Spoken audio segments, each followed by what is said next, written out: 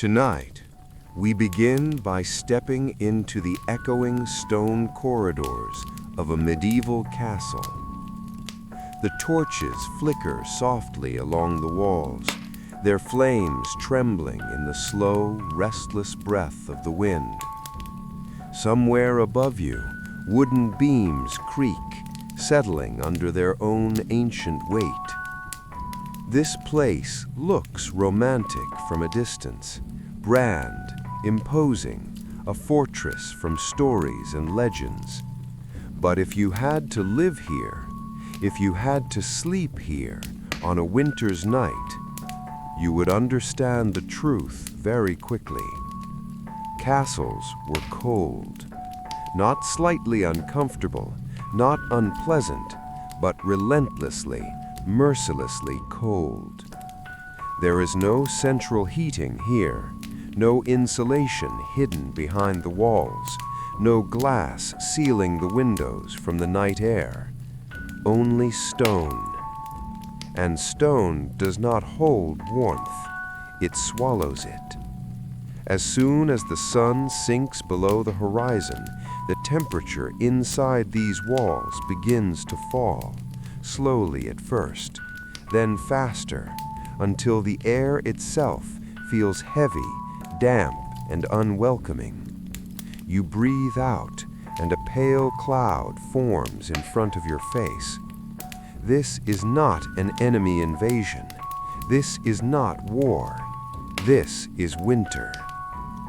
Castles were built to stop people, to resist arrows, ladders, and siege engines. They were never built to resist the cold. Many of these fortresses stand on exposed hills, chosen not for comfort, but for visibility and defense. From here, you could see an enemy approaching from miles away. The wind, however, could see you just as clearly. It scoured the stone day and night, slipped through cracks in shutters, forced itself under doors, found every weakness in the structure. If you are imagining thick walls as protection, you must forget modern thinking. Those walls worked like the inside of a cave. Once cold settled into the stone, it stayed. Even during the day, even when the sun briefly touched the towers, the chill remained, radiating quietly back into every room. You walk now across the great hall. Your boots scrape against flagstones, worn smooth by centuries of footsteps. The sound echoes longer than you expect. Everything echoes here. A fire burns at one end of the hall, large, impressive. Logs crack and collapse into glowing embers. Up close, the heat feels comforting. Step back only a few paces, and it vanishes. Fireplaces in medieval castles were spectacular, but inefficient. Most of their warmth rushed straight upward, lost to the chimney and the night sky beyond. Only those standing closest felt real heat. Everyone else endured. As evening deepens, people gather here not for luxury, but for survival. Bodies cluster near the fire, cloaks pulled tight, hands extended toward the flames. This was not socializing, it was heat harvesting. The hall smells of smoke, damp wool, roasted food, and old wood. Dogs move between legs, seeking scraps and warmth. Voices rise, then fall again, softened by exhaustion. For a short while, the cold retreats, but it never leaves. Eventually, the fire is allowed to burn lower. The gathering thins. One by one, people prepare to face the night. You hesitate before leaving the hall.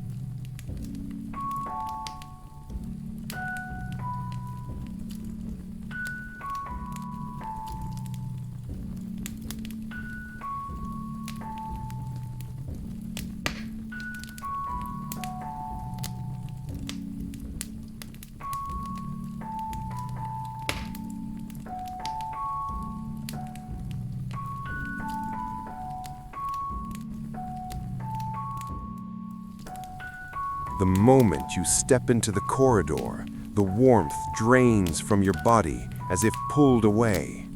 The air here is sharper, colder, unforgiving. Your breath returns as mist.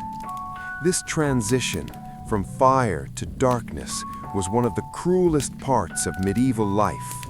People wrote about it, complained about it, feared it. That short walk to the sleeping chambers could leave you shivering for hours.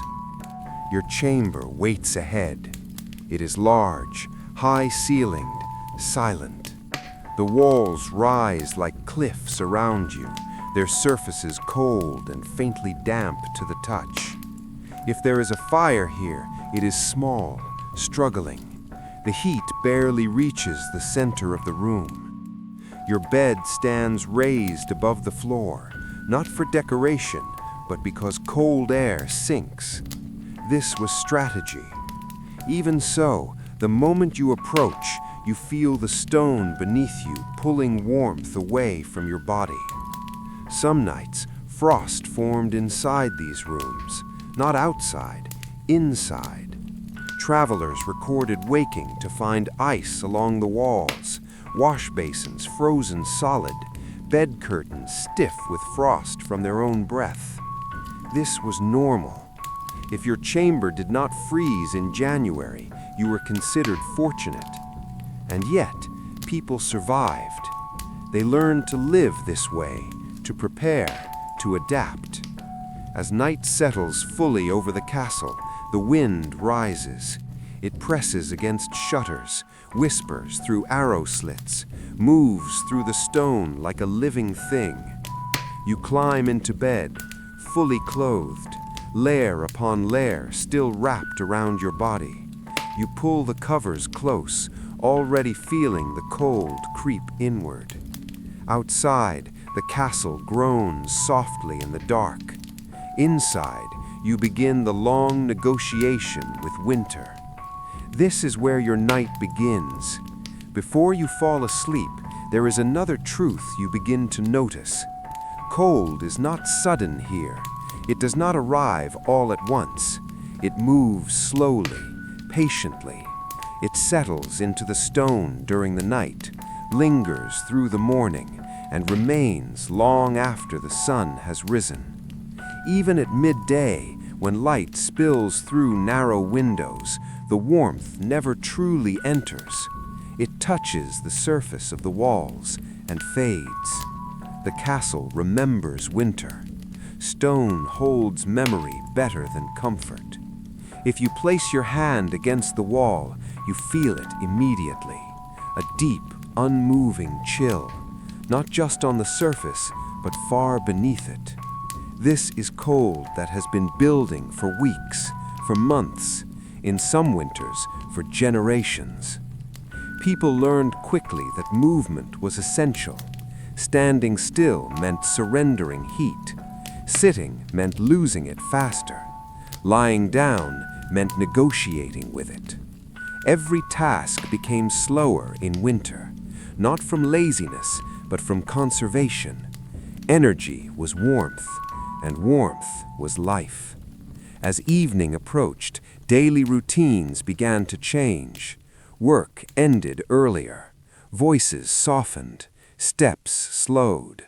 People avoided unnecessary movement through corridors. Each doorway was a risk. Each turn exposed the body to another pocket of cold air. Drafts moved invisibly through the castle, sliding along floors, curling around staircases, waiting at the base of doors. You could not see them, but you could feel them.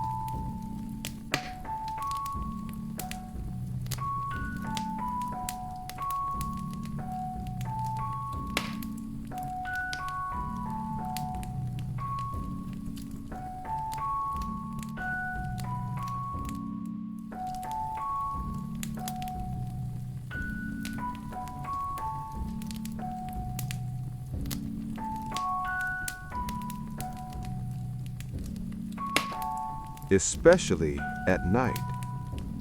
Candles burned low and cautiously, not for romance, but for necessity. Their light was weak, their heat almost symbolic. Still, they mattered. A single flame in a chamber made the darkness feel less complete, less heavy, less endless. As the hours passed, the sounds of the castle changed. During the day, stone amplified every noise. Footsteps echoed, voices carried, metal rang sharply.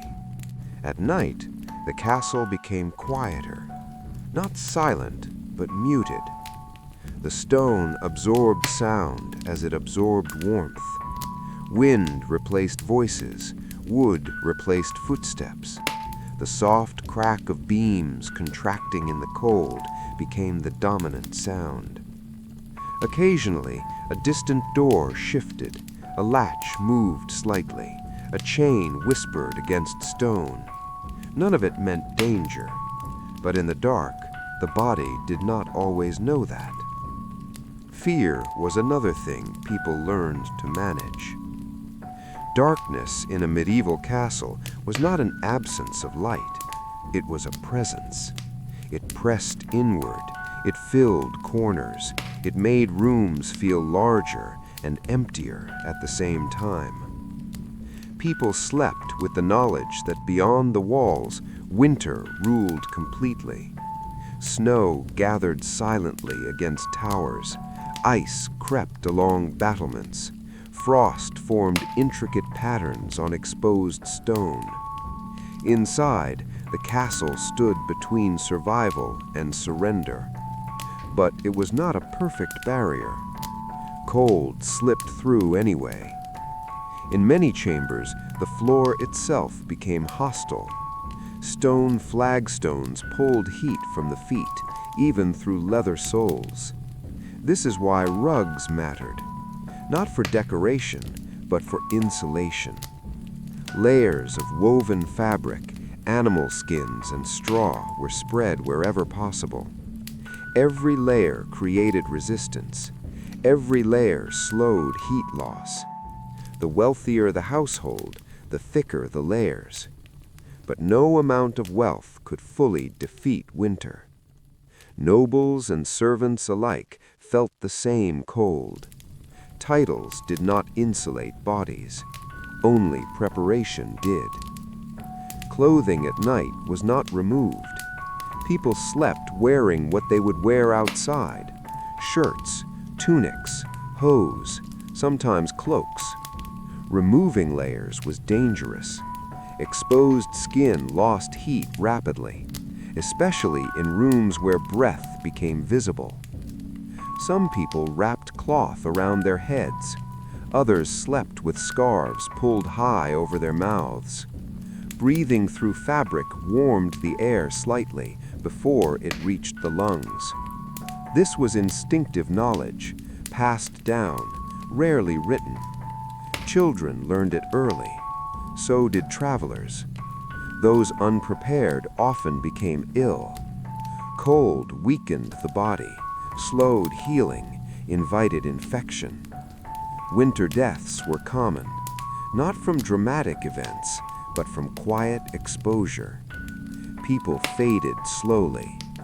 The castle did not notice. It remained. As you lie still now, listening to the wind outside, you understand something important. Sleep here is not passive. It is active survival. The body works even while resting, maintaining heat, regulating breath, protecting the core. This is why sleep came in waves, short stretches, frequent waking.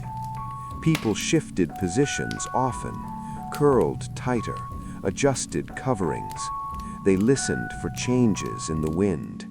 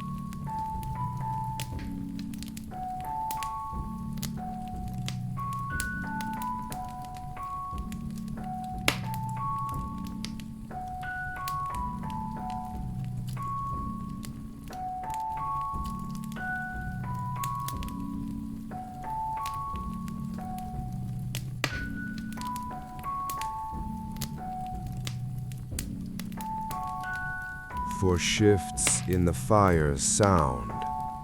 Total unconsciousness was rare, but rest still came, eventually. The castle, too, seemed to rest. Its noises slowed, its movements softened. Wind found fewer new paths. Snow settled into silence. Inside the bed, inside the layers, inside the small pocket of warmth you have created, the world narrows. Cold remains at the edges, but it does not win tonight. You breathe slowly now. Each breath warms the space around you just a little. Enough. The stone walls remain cold. They always will. But for this moment, within fabric, breath, and stillness, you endure. And that is enough.